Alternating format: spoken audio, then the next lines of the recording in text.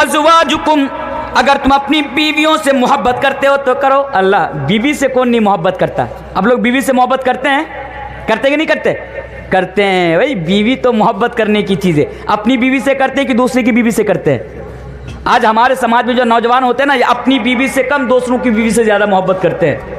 करते हैं कि नहीं करते हैं? ये हकीकत है, ऐसा नहीं होना चाहिए, गलत बात है। बीवी से मोहब्बत कीजिए। अब कुरान की आयत देखिए, वो अज़वाजुकुम, अगर तुम अपनी बीवियों से मोहब्बत करते हो तो बहुत खूब बीवियों से मोहब्बत करो। ऐ नौजवानों, सबसे ज़्यादा बीवियों से मोहब्बत करो, बीवियों की खबर रखो, बीवियों का देखभाल करो, उनके साथ अच्छा बर्ताव करो, उनके साथ भलाई करो। लेकिन याद रखो, अल्लाह और अल्लाह के रसूल से ज़्यादा बीवियों की मोहब्बत तुम्हारे दिल में नहीं होनी चाहिए। एक वाक़या ज़रा देख लीजिए। हंज़ला, हज़रत हंज़ला रज़ियल्लाहु ताला अन्हु, नई नई शादी हुई है, बीवी के साथ पहली रात है। मुसलमान किसे कहते हैं, मोमिन किसे कहते हैं, ज़रा देखिए। हज़रत हंज़ला, नई नई शादी हुई, बीबी के साथ पहली रात है। ऐ नौजवानों, सिर्फ इन वाक़यात को सुनो नहीं, बल्कि अपने ईमान को ताज़ा करो और अपने दिल में रसूल की मोहब्बत पैदा करो। हज़रत हंज़ला पहली रात बीवी के साथ सोए हुए हैं, और फिर आवाज़ लगाने वाला ने आवाज़ लगाया और कहा कि मुसलमानों, जिहाद के लिए निकलो, ऐ मुसलमानों अपनी दिफा के लिए निकलो, ऐ मुसलमानों मैदान जंग में चलो। ये आवाज़, ये जुमला हज़रत हंज़ला रज़ियल्लाहु ताला अन्हु के कानों में आ जाती है, ये आवाज़ आ जाती है। हज़रत हंज़ला बीवी से कहते हैं कि मेरी बीवी, पहली रात ज़रा देखिए, मेरी बीवी, नबी के तरफ से ये हुक्म आ गया, ये फरमान आ गया, अब तो मुझे जाना पड़ेगा। बीवी कहती है, ऐ मेरे शौहर, जाइए आप, बिला शुबाब जाइए, कोई हरज की बात नहीं है, लेकिन आपके ऊपर गुस्ल जनाबत फर्ज हो चुका है। आप नापाकी की हालात में कम से कम आप नहा तो लीजिए, आप गुस्ल तो कर लीजिए। मेरे भाइयों, मोहब्बत रसूल ज़रा देखिए। हज़रत हंज़ला कहते हैं, मेरी बीवी, गुस्ल करने के लिए भी मेरे पास टाइम नहीं है, नहाने के लिए भी मेरे पास वक्त नहीं है। नबी का ये फरमान आ गया, ये हुक्म आ गया, अब तो मुझे जाना पड़ेगा। और जंग के मैदान में जाने के लिए पाकी और तहारत का होना शर्त नहीं है। हज़रत हंज़ला चले जाते हैं जंग के मैदान में, अपनी बीवी को छोड़कर शहीद हो जाते हैं। जंग के मैदान में वो कत्ल कर दिए जाते हैं, वो मार दिए जाते हैं। यही तो वो हंज़ला है मेरे भाइयों कि अल्लाह के नबी जिसके बारे में बयान फरमाते हैं कि जब हज़रत हंज़ला शहीद होते हैं, मैं आसमान की तरफ जब निगाह उठाता हूँ, जब मैं आसमान की तरफ देखता हूँ, मैं फरिश्तों को देखता हूँ कि वो आकर हज़रत हंज़ला रज़ियल्लाहु ताला अन्हु को गुस्ल दे रहे हैं। ये मोहब्बत रसूल है। और आगे आइए, वाशीरतुकुम, अगर तुम अपने ख़ानदान से, बरादरी से मोहब्बत करते हो तो खूब मोहब्बत करो। लेकिन फिर वही बात कि अल्लाह और अल्लाह के रसूल से ज़्यादा नहीं, इसको भी आगे हटाइए। और एक बात देखिए, अल्लाह तबारक व तआला फरमाते हैं, कुल इन काना आबाउकुम व अबनाउकुम व इख्वानुकुम व अज़वाजुकुम व अशीरतुकुम व अमवालुन इक़्तरफ़्तुमूहा। और लोगों, अगर तुम माल से मोहब्बत करते हो तो करो। माल, इस पर भी ज़रा गौर कीजिए। माल, प्रॉपर्टी, पैसा। आज ज़माने में ना पैसा बोलता है, पैसा। बात समझ में आ रही है? पैसा बोलता है आज। भाई, माल से कौन मोहब्बत नहीं करता दुनिया के अंदर? वो कौन सा बेवकूफ़ होगा जो अपने माल से, दौलत से, प्रॉपर्टी से मोहब्बत ना करता होगा? माल से तो सब मोहब्बत करता है। आप भी कर, मैं भी करता हूँ। माल से, दौलत से मोहब्बत होना ये फितरी चीज़ है। लेकिन लोगों, याद रखो मुसलमानों, मुसलमान ये नहीं है कि सिर्फ और सिर्फ दुनिया में माल से मोहब्बत करे, बल्कि मोमिन तो ये है कि वो माल से मोहब्बत करे, लेकिन अगर कभी अल्लाह और अल्लाह के रसूल के रास्ते में माल खर्च करने की ज़रूरत पेश आए तो वो माल ना देखे, बल्कि अपना माल को, अपना पैसा को वो अल्लाह के रास्ते में खर्च करे। मेरे भाइयों, ये है मोहब्बत रसूल। और एक माना तो ये भी हो सकता है कि हलाल तरीका से माल कमाया जाए। ऐ मुसलमानों, माल कमाने के चक्कर में आज तुम गरीबों का हक मार मार रहे हो। माल कमाने के चक्कर में, दौलत बढ़ाने के चक्कर में तुम अपने पड़ोसी का हक मार रहे हो, तुम यतीम बच्चों का हक मार रहे हो, गरीबों का हक मार रहे हो, अपने भाइयों का हक मार रहे हो, अपनी बहन का हक मार रहे हो। मुसलमानों याद रखो, अगर तुम हक मार रहे हो माल के चक्कर में तो ये मोहब्बत रसूल नहीं है। अगर तुम माल को गलत जगह पर खर्च कर रहे हो तो ये मोहब्बत रसूल नहीं है, बल्कि मोहब्बत रसूल तो ये है कि माल से मोहब्बत हो, माल कमाओ, माल से मोहब्बत करो, लेकिन अगर ज़रूरत पेश आए तो अल्लाह के रास्ते में उसको खर्च भी करो। बोले इंशाअल्लाह खर्च करूँगा, बोले इंशाअल्लाह इंशाअल्लाह। आज ना हमारी शेरशाबादी बरादरी के अंदर ना दीन के कामों में माल खर्च करने का जज्बा नहीं है। आपको एक बात बताऊं, कुछ दिन पहले की बात है, मैं जगह का नाम और मदरसा का नाम भी आपके सामने बता के जा रहा हूं ताकि आपको पता लगे कि मोहब्बत, ये लोग हैं जो सच्चे दिल से अल्लाह के रसूल से मोहब्बत करते हैं। लाल गोला मुर्शिदाबाद उमरपुर एक जगह है, उमरपुर से लगभग 20 किलोमीटर के आसपास है। लाल गोला एक टाउन है मुर्शिदाबाद के अंदर। लाल गोला टाउन के अंदर बिल्कुल स्टेशन के करीब में एक मदरसा है, उस मदरसा का नाम है अल महद सलफी। एक बहुत बड़ा दीनी इदारा है, उसी के आसपास सरकारी स्कूल भी है, लेकिन सरकारी स्कूल तो सरकार चलाती है, लेकिन जो दीनी इदारा है वो इसी तरह जलसा जुलूस से जो पैसा उठता है, लोग जो देते हैं उससे मदरसा चलाते हैं। उस प्रोग्राम में मैं गया, अल्लाहु अकबर, मैं लोगों को देखकर मैं हैरान रह गया, मैं लोगों को देखकर मैं दंग रह गया। मुझसे पहले एक मुकर्रिर थे, वो जब चंदा करने लगे तो मेरे कानों में आवाज़ आ रही थी, किसी ने 1 लाख दिया, किसी ने 2.5 लाख दिया, किसी ने 50,000, किसी ने 20,000, 10,000 से कम तो कोई चंदा ही नहीं दे रहा है। जलसा के बाद मैंने लोगों से पूछा कि भाई साहब इतना पैसा आप लोग देते हैं मदरसे के नाम पर, तो कहता है साहब क्यों ना दूं, क्यों ना दूं, ये तो जो पैसा मदरसा में दे रहा हूं ये तो अल्लाह के बैंक में जमा कर रहा हूं, इसका अज्र और इसका बदला तो आखिरत में मिलेगा। दुनिया में कितना पैसा खर्च कर देते हैं, साल में 1 मरतबा मदरसा का जलसा होता है और मदरसे के लिए हम लोग एक फंड तैयार करके रखे हैं कि इस साल मदरसा में 50,000 देना है, 1 लाख देना है, 10,000 देना है। अल्लाहु अकबर, ये जज्बा देखिए दीन के कामों में पैसा लुटाने का और पैसा देने का। अल्लाहु अकबर। कुल इन काना आबाउकुम व अबनाउकुम व इख्वानुकुम व अज़वाजुकुम व अमवा व अशीरतुकुम व अमवालुन इक्तरफ्तमुहा व तिजारतुन तखशौना कसादहा। आइए माल की मोहब्बत पर एक वाक़या सुनते जाइए। अल्लाह के नबी के ज़माने में एक आदमी अल्लाह के नबी के पास आते हैं और आने के बाद कहते हैं कि अल्लाह के नबी मेरे पास खजूर के दरख्तों का एक बाग है, बागीचा, बाग, खजूर के दरख्तों का एक बाग है। अल्लाह के रसूल मैं उसकी बाउंड्री करा रहा हूँ, लेकिन एक दरख्त एक भाई का आ जाता है जिसकी वजह से मेरी बाउंड्री सीधी नहीं होती है, मेरी बाउंड्री दुरुस्त नहीं होती है। आप उनसे कह दीजिए ताकि वो दरख्त वो मुझे बेच दे या वो दरख्त वो मुझे दे दे। अल्लाह के नबी ने कहा चलो ठीक है, उसको मेरे पास बुलाओ। उसको लाया गया। अल्लाह के नबी ने कहा कि मेरा भाई, अल्लाह के नबी ने उससे कहा कि तू अपना दरख्त तेरा भाई को दे दे, तो उसे दे दे और इसके बदले में मैं जन्नत के अंदर तेरे लिए खजूर के एक दरख्त की जमानत देता हूँ, गारंटी देता हूँ। अगर तू दुनिया में अपना भाई को एक दरख्त दे देगा तो जन्नत में तेरे लिए एक खजूर का दरख्त होगा। लेकिन वो तो मुनाफिक था मेरे भाइयों, उसने इनकार कर दिया और कहा ए अल्लाह के नबी मैं तो दरख्त उसे दे नहीं सकता, उसने इनकार कर दिया। वहाँ पर एक सहाबी रसूल बैठे हुए थे जिनका नाम था हजरत अबू दहदा रज़ी अल्लाह ताला अन्हु। हजरत अबू दहदा रज़ी अल्लाह ताला अन्हु वहाँ पर बैठे हुए हैं, वो सुन रहे हैं, देख रहे हैं। उसके बाद जब उसने देने से इनकार कर दिया, हजरत अबू दहदा उसके पास गया और जाने के बाद कहा कि भाई, मेरा भाई, तू जानता है कि मेरे पास खजूर के दरख्तों का एक बहुत बड़ा बाग है। कहा हाँ मैं तो जानता हूँ, और आपके बाग की खजूरें बड़ी मीठी होती है, बड़ी अच्छी होती है और बड़ी कीमती होती है। बोला तब सुन, तू एक दरख्त तो मुझे दे दे और इसके बदले में मेरे पास जो खजूर के दरख्तों का एक बाग है मैं तुम्हारे नाम में मैं पूरा बाग कर दूंगा, मैं तुम्हें पूरा बाग दे दूंगा। उसने कहा ये बात है, एक दरख्त के बदले में मुझे पूरा बाग मिल रहा, चलो कोई बात नहीं, मैं तुम्हारे साथ सौदा करने को तैयार हूँ। अब उसने वो बाग दे दिया। बाग देने के बाद वो बाग यानी वो दरख्त देने के बाद वो दरख्त ले गया और उस भाई को दे दिया जो अपने बाग की बाउंड्री करा रहा था या कर रहा था, उसको दे दिया कि ले लो।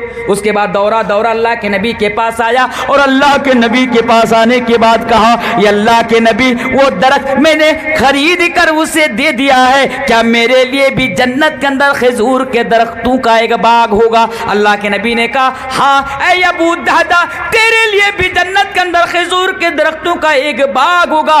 ये सुनते ही अबू दहदा खुश हो जाते हैं। दौरा दौरा अपने बाग के करीब आता है और बाग में दाखिल भी नहीं होता, अपनी बीवी को आवाज लगाता है। उसकी बीवी बाग के अंदर है, आवाज लगाता है कि ऐ मेरी बीबी बाग से निकल जा, ऐ मेरी बीबी बाग से निकल जा।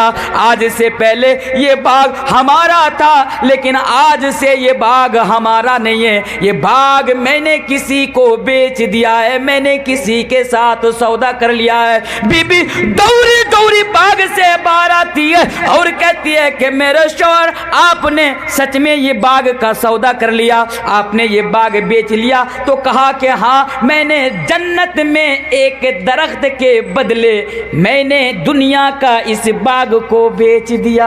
अल्लाहु अकबर। बीवी खुश हो जाती है और कहती है कि मेरे सरताज, मेरे शौहर, आपने बड़ा फायदे का, बड़ा नफ़ा का सौदा आपने किया है।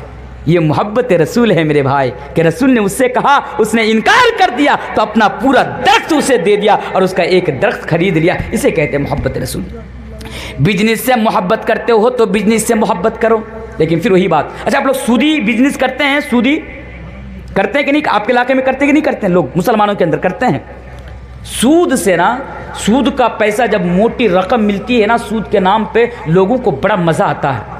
आज बहुत सारे मुसलमान सूदी कारोबार में मसरूफ हो गए। वो सूदी कारोबार में आज बहुत सारे मुसलमान आ गए। इसलिए आ गए क्योंकि सूदी कारोबार करके बड़ा मुनाफा होता है, बड़ी मोटी रकम मिलती है। मेरे भाइयों, ये सूदी कारोबार जो तुम कर रहे हो ना, आज तुम्हें बड़ा मज़ा आ रहा है ना, बड़ा मज़ा आ रहा है ना, लेकिन याद रखो, ये सूदी कारोबार करना, सूद का देना, सूद का लेना, ये कितना बड़ा और कितना अजीम गुनाह है, शायद आप उसका तसव्वुर भी नहीं कर सकते। लेकिन जो मुझे बताना था वो ये है कि अगर सच में आपके दिल में अल्लाह और अल्लाह के रसूल की मोहब्बत है तो सूदी कारोबार को बंद कर दीजिए मेरे, और हलाल तरीके से आप बिजनेस कीजिए, हलाल तरीका से आप तिजारत कीजिए, हलाल तरीके से आप अपने बिजनेस को ग्रो कीजिए, अपने बिजनेस को आगे बढ़ाइए। ये मोहब्बत रसूल है मेरे भाइयों। इसके ऊपर भी सहाबा किराम के जो वाक़यात हैं कि सहाबा किस तरह बिजनेस करते थे, अगर कभी आपको फुर्सत मिले तो आप जाकर उसको पढ़ लीजिएगा। आइए जल्दी जल्दी, और 15 मिनट का टाइम मेरे पास बाकी रह गया है। कुल इन काना आबाउकुम व अबनाउकुम व इख्वानुकुम व अज़वाजुकुम व अशीरतुकुम व अमवालुन इक़तरफ़्तुमूहा व तिजारतुन तख़शौन कसादहा व मसाकिन तरज़ौनहा। और अगर तुम अपने घर से मोहब्बत करते हो तो करो। फिर अल्लाह तबारक व तआला ने इन 8 चीज़ का जिक्र किया, और इन 8 चीज़ का जिक्र करने के बाद अल्लाह तबारक व तआला ने बहुत बड़ी वार्निंग दी और कहा कि ऐ लोगों, याद रखो, इन 8 चीज़ों में से अगर इन 8 चीज़ों की मोहब्बत या इन 8 चीज़ों में से एक चीज़ की मोहब्बत भी अल्लाह और अल्लाह के रसूल की मोहब्बत से ज़्यादा हो गई, अहब्बा इलैकुम मिनल्लाहि व रसूलिही व जिहादिन फी सबीली, अगर अल्लाह और अल्लाह के रसूल और अल्लाह के रास्ते में जिहाद करने से ज़्यादा यानी उस पर गालिब आ गई, तो अल्लाह फरमाता है, वार्निंग देते हुए फरमाते हैं, फतरब्बसू हत्ता याती अल्लाहु बिअम्री। तो ए लोगों, अल्लाह का इंतज़ार, ए लोगों तुम इंतज़ार करो, अल्लाह का अज़ाब तुम्हारे ऊपर आ सकता है। अब ज़रा जायज़ा लीजिए, दुनिया के अंदर आज मुसलमानों की जो हालात हैं हम सब जानते हैं। दुनिया के अंदर हमारी जो हालात है, आज सोशल मीडिया के ऊपर आज हमारी गहरी नज़र है। सोशल मीडिया से हम और आप ये न्यूज़ देख रहे हैं, ये सुन रहे हैं कि आज पूरी दुनिया के अंदर उम्मत मुस्लिमा का क्या हाल है और उम्मत मुस्लिमा किन हालात से दो चार हैं और मुसलमानों के ऊपर कैसी कैसी परेशानी आ रही है। मेरे भाइयों, ये अल्लाह का अज़ाब है। मेरे भाइयों, यकीन मानो, ये अल्लाह का अज़ाब है। आज मुसलमानों की हालात को, तुम्हारी हालात को एक तरफ रखो, रखो और इस आयत को एक तरफ रखो तो मसला बिल्कुल वाज़ेह हो जाता है, बात बिल्कुल क्लियर हो जाती है। अगर आज मुसलमान इन हालात से दो चार हैं तो इसकी बहुत बड़ी वजह यह है कि आज मुसलमानों के दिल में अल्लाह और अल्लाह के रसूल के प्रति कोई मोहब्बत नहीं है, कोई मोहब्बत नहीं है। अपनी हालात को सुधारना चाहते हो मुसलमानों, याद रखो, अगर तुम अपनी जिंदगी को संवारना चाहते हो, दुनिया में भी कामयाब और आखिरत में भी अगर तुम कामयाब होना चाहते हो, यहां पर भी इज्जत की रोटी खाना चाहते हो, आखिरत में भी अगर चैन की नींद सोना चाहते हो, तो मुसलमानों जरूरत है कि सबसे पहले अपने अंदर अल्लाह और अल्लाह के रसूल की मोहब्बत को पैदा करो। रब्बे काबा की कसम, अगर हर एक मुसलमान ने अपने दिल में रब का और रब के रसूल की मोहब्बत को अगर अपने दिल में पैदा कर लिया तो मुसलमान दुनिया में भी खुश और मुसलमान आखिरत में भी खुश हो जाएंगे इंशाअल्लाह ताला। रसूल की मोहब्बत पैदा करेंगे कि नहीं करेंगे? बोले इंशाअल्लाह। मुझे तो ये डाउट हो रहा है कि आप लोग भाई मेरी बात समझ पा रहे, सुन रहे हैं कि नींद आ रही है, क्योंकि रात काफ़ी हो रही है। मैं तो आपका शुक्रिया अदा करता हूँ। देखिए एक बात बताऊँ, मैं ना इस इलाके में बहुत कम प्रोग्राम में आता हूँ। आप ये कहेंगे कि नहीं आते, इसकी वजह क्या है? इसकी एक वजह है, उनमें से एक वजह यह है कि मैं ज़्यादातर बाहर के प्रोग्राम में, आप सोशल मीडिया के ज़रिए से देखते होंगे, मैं ज़्यादातर बाहर के प्रोग्रामों में रहता हूं, तो इधर उतने दूर से आना, हालांकि मेरा घर सोनोली है, आपके यहाँ से लगभग 30 किलोमीटर के आसपास होंगे मेरा घर, लेकिन मैं अपना घर में नहीं रहता हूँ, मैं मालदा में रहता हूँ और उस इलाके में ज़्यादातर प्रोग्राम होता है और उन इलाकों से आना फिर प्रोग्राम के लिए जाना ये बड़ी दुश्वारी होती है। लेकिन मुझे ये पता नहीं था कि इधर के लोग, हमारे शेरशाबादी बिरादरी के अंदर आज भी लोग कुरान और हदीस की बातें सुनने को पसंद करते हैं, इनके दिल में आज भी मोहब्बत है। आज आप लोगों को देखकर पता चला। आज मैं 12 साल से मैदान खिताबत में हूँ अल्हम्दुलिल्लाह। 12, मेरी उम्र देखिए, मेरी उम्र ज़्यादा नहीं है, मेरी उम्र आज लगभग 27 साल है, लेकिन 27 साल के अंदर 12 साल से मैं मैदान खिताबत में हूँ और आज अल्हम्दुलिल्लाह मुझे बड़ी खुशी हो रही है, क्योंकि आज की डेट में मैंने बड़े बड़े प्रोग्राम देखे, मैंने बड़ी बड़ी कॉन्फ्रेंसों का हिस्सा बना, लेकिन बिहार की बात कर रहा हूँ, 12 बजे के बाद, 12:30 बजे के बाद आदमी जलसा में नहीं ठहरते हैं। ये तो यही मोहब्बत रसूल है। कुरान और हदीस की बातें सुनने का जज्बा तो यही है कि रात के 2 बजे तक आप मेरे सामने बैठे हुए हैं, इससे बड़ी खुशी की बात और क्या हो सकती है। इसलिए मैं आपके हक़ में अल्लाह से दुआ करता हूँ कि अल्लाह आमीन तो इनके आने को, इनके बैठने को और ये जो परेशानियाँ उठाकर बैठे हुए हैं, अल्लाह तो इसको कबूल फरमा और इनके दिल को तेरे और तेरे रसूल की मोहब्बत से माला माल कर दे। पर अल्लाहुम्मा आमीन। मोहब्बत रसूल के बारे में बयान कर रहा था और आगे आइए 4-5 हदीस और देख लीजिए। ओ लोगों, अल्लाहु अकबर। सहाबाए किराम किस तरह नबी करीम सल्लल्लाहु अलैहि वसल्लम से मोहब्बत करते थे, ऐसे तो हजारों वाक़ियात हमारे सामने मौजूद हैं जो हमारे ईमान को ताज़ा करने के लिए आज भी वो वाक़ियात किताबों के अंदर मौजूद हैं और मुस्तनद वाक़ियात हैं। लेकिन मेरे भाइयों, आइए 2-4 वाक़ियात मैं आपके सामने रखता हूँ कि सहाबाए किराम किस तरह अल्लाह और अल्लाह के रसूल से मोहब्बत करते थे। एक सहाबी अल्लाह के नबी के पास आए और अल्लाह के नबी से आने के बाद कहा कि अल्लाह के रसूल मतस्सा, बड़ी ज़बरदस्त हदीस, इस हदीस को सुनिए नौजवानों, ज़्यादातर आप गौर से सुनिए। मतस्सा, ऐ नबी क़यामत कब आएगी? अल्लाह के नबी ने कहा अच्छा बड़ी जल्दी है तुझे, क़यामत कब आएगी तू ये सवाल कर रहा है? अल्लाह के नबी ने इसका जवाब नहीं दिया जवाब। मतस्सा, क़यामत कब आएगी? अल्लाह के नबी ने कहा तू ये पूछ रहा है कि मतस्सा, क़यामत कब आएगी, ये जवाब जानना ज़रूरी नहीं है, बल्कि तू ये बता। अल्लाह के नबी जवाब नहीं दिए बल्कि उनको और सवाल कर दिए। वो सवाल ये था कि क़यामत के लिए तेरे पास क्या तैयारी है, क्या तैयारी है? ऐ बता, तू मुझसे ये सवाल कर रहा है, ये पूछ रहा है मतस्सा, क़यामत कब आएगी, लेकिन ज़रा बताना क़यामत के लिए तेरे पास क्या क्या तैयारियां हैं, क्या तैयारी करके रखी है तूने? उसने जवाब दिया अल्लाह के नबी, मेरे पास तो बहुत ज़्यादा नमाजें नहीं हैं, मैंने तो ज़िंदगी के अंदर बहुत ज़्यादा नमाजें नहीं पढ़ी हैं। अच्छा, यहाँ पर यह मसला ना निकाला जाए कि सहाबा भी नमाज नहीं पढ़ते थे, नऊज़ बिल्लाहि मिन ज़ालिक। सोच रहे हैं क्या सहाबा भी नमाज नहीं पढ़ते थे? यहाँ मुराद मेरे पास ज़्यादा नमाजें नहीं है, मैं ज़्यादा नमाजें नहीं पढ़ी हूँ, इससे मुराद नफल नमाज की बात हो रही है। फ़र्ज नमाज के अलावा जो दीगर नमाजें हैं उनकी बात हो रही है। वो कह रहे हैं अल्लाह के नबी मेरे पास तो क़यामत के लिए बहुत ज़्यादा तैयारियां नहीं है। अल्लाह के नबी मैंने तो बहुत ज़्यादा नमाजें नहीं पढ़ी हैं, मैंने तो बहुत ज़्यादा रोज़ा नहीं रखे हैं, लेकिन अल्लाह के नबी मैं आपसे यानी अल्लाह से और अल्लाह के रसूल से मैं मोहब्बत करता हूँ, मैं आपसे बहुत ज़्यादा मोहब्बत करता हूँ। जब ये कहना था कि अल्लाह के प्यारे हबीब ने बयान फरमाया ऐ मेरे साहबा सुन ले, और नबी ने उनके ज़रिए से हम तमाम के तमाम उम्मत मुस्लिमा को ये पैगाम दे दिया कि सुन ले, दुनिया में जो जिससे मोहब्बत करेगा आखिरत में वो उसी के साथ रहेगा। बात समझ में आ गई? दुनिया में अगर रसूल से मोहब्बत करोगे तो कल क़यामत के दिन आखिरत में तुम रसूल के साथ रहोगे। लेकिन ज़रा ईमानदारी के साथ बताना, आज हम किससे किससे मोहब्बत करते हैं? अल्लाह माफ़ करे, आज मुसलमानों का पसंद इतना घटिया है। आज मुसलमान जिससे मोहब्बत करते इतने घटिया किस्म के लोगों से मोहब्बत करते हैं कि मैं आपके सामने क्या बताऊं।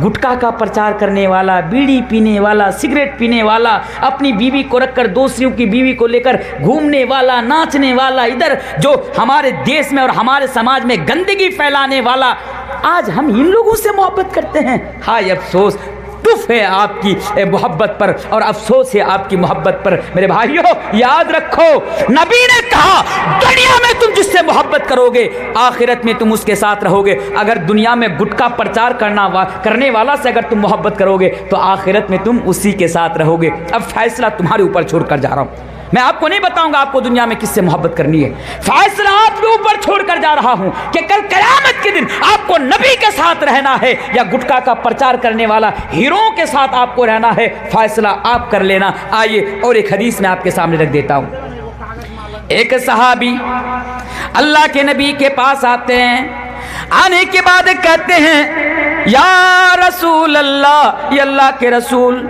मैं आपसे बहुत ज़्यादा मोहब्बत करता हूँ, बहुत ज़्यादा मोहब्बत करता हूँ, बाप से ज़्यादा, औलाद से ज़्यादा, बीवी से ज़्यादा, लोगों से ज़्यादा, ख़ानदान से ज़्यादा।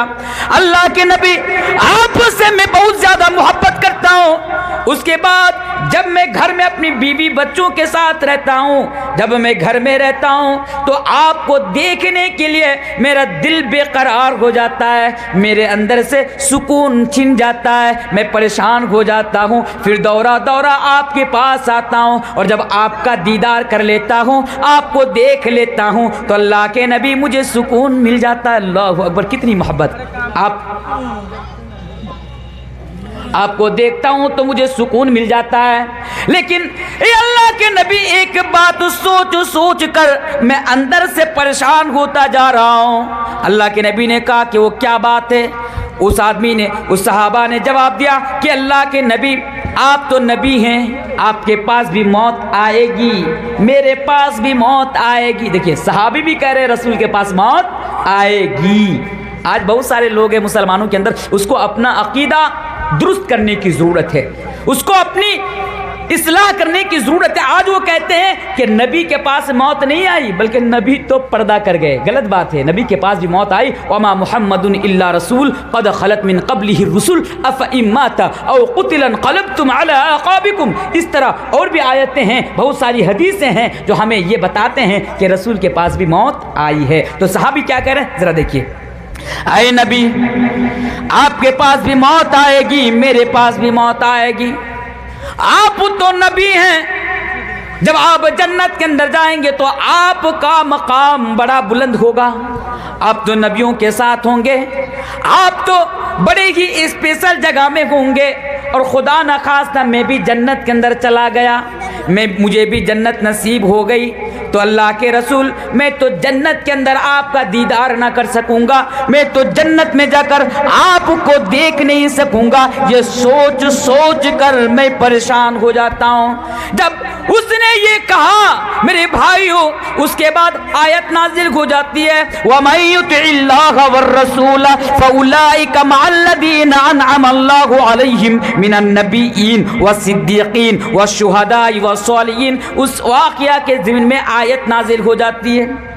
बात मत कीजिए, रात ज़्यादा हो गई, बहुत परेशानी हो रही है बात करने से। तो क्या कहा, कुरान की आयत नाजिल हो गई और ये मैसेज दे दिया गया, ये बता दिया गया ओ लोगो, अगर तुम दुनिया में रसूल की इताअत करोगे, अगर अल्लाह और अल्लाह के रसूल की इताअत करोगे, तो कल क़यामत के दिन फ़उलाइका मअल्लज़ीना अनअमा अल्लाहु अलैहिम मिनन नबिय्यीन व सिद्दीक़ीन व शुहदाई व सालिहीन, तो कल क़यामत के दिन आप नबियों के साथ होंगे। तो पता ये चला, दुनिया में अगर आप अल्लाह के रसूल से मोहब्बत करेंगे तो कल क़यामत के दिन आप अल्लाह के प्यारे रसूल जनाब मोहम्मद रसूलुल्लाह पर सल्लल्लाहु अलैहि वसल्लम के साथ होंगे। और ज़रा देखिए सहाबाए किराम किस तरह नबी करीम सल्लल्लाहु अलैहि वसल्लम से मोहब्बत करते थे। मेरे भाइयों ज़रा गौर करना, हजरत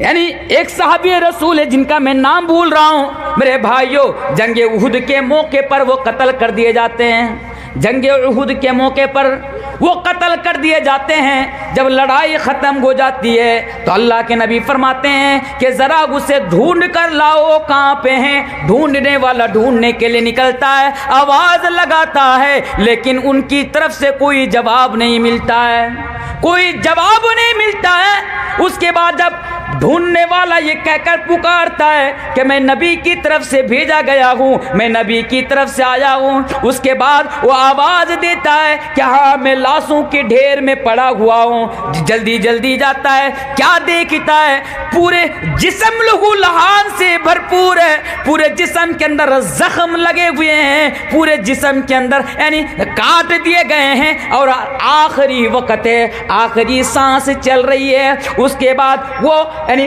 वो सहाबी रसूल जो ज़ख्मी हालात में पड़े हुए हैं और रसूल से किस तरह मोहब्बत करते हैं, उससे कहते हैं कि जाओ जाकर मेरा नबी को सलाम कह दो, जाओ। बल्कि अपनी फिक्र नहीं कर रहा है, वो इस हाल में पड़ा हुआ है, वो ये नहीं कह रहा है कि मुझे उठाकर लेकर चलो, मेरी मदद करो, बल्कि वो तो ये कह रहा है कि जाओ और जाकर मेरा नबी को मेरा सलाम कहना। और अंसारी सहाबियों से ये कहना कि अंसारियों, जब तक तुम जिंदा रहना, रसूल की हिफाजत करते रहना, जब तक तुम लोग जिंदा रहना, नबी की हिफाजत करते रहना। और उसने कहा अल्लाह की कसम, अगर एक अंसारी भी दुनिया के अंदर जिंदा रहा और अगर नबी के ऊपर परेशानी आई, या नबी मार दिए गए, या नबी कत्ल कर दिए गए, शहीद कर दिए गए, तो याद रखो तुम कल कयामत के दिन अल्लाह की अदालत में खड़ा होकर जवाब ना दे पाओगे। इसलिए अंसारियों से कह देना कि अंसारी नबी करीम सल्लल्लाहु अलैहि वसल्लम की हिफाजत करे। इसे कहते हैं मोहब्बत रसूल।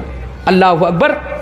सहाबा किराम किस तरह रसूल से मोहब्बत करते थे। अच्छा 5 मिनट का टाइम बाकी है, आपके सामने ना और एक चीज़ बता कर जा रहा हूँ। ये तो मोहब्बत रसूल के बारे में बयान कर रहा था, शुरू से लेकर अब तक मैं बात करते आ रहा हूँ मोहब्बत रसूल के ताल्लुक से।